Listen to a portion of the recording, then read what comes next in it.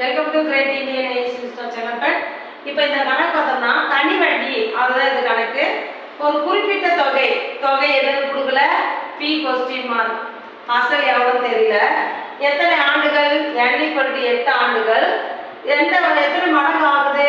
வட்டி வந்து எத்தனை மடங்கு ஆகுது? SI = எத்தனை மடங்கு? அசலை மாதிரி 2 மடங்காக மாறும். அப்போ அசலும் வட்டியும் சேர்ந்து 2 மடங்கா மாறிடுது, அதே தொகையா மாறிடுது. அப்போ n கொடுத்தாங்க, r இதுல என்ன பண்ணல, கொடுக்கல. இப்போ r தான் வட்டி வீதத்தை தான் கேட்டிருக்காங்க. அப்போ r = என்னன்னு எழுதலாம், அதாவது 100 × SI / PN அப்படின்னு எழுதலாம். சரியா? SI யோட மதிப்பு எவ்வளோ? p தான்.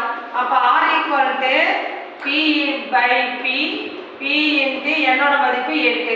இந்த p யோட மதிப்பு காலி. இது 2 டேபிளால கேன்சல் பண்ணோம்னா 4 டைமும் இங்க 50. இங்க மறுபடியும் 2 டேபிளால கேன்சல் பண்ணோம்னா 2 டைம் இங்க 25 டைம்ஸ். அப்போ r = 25/2. 25ல பாதி 12. அப்போ 12 1/2%. அது D தான் இதுக்கு சரியான ஆன்சர்.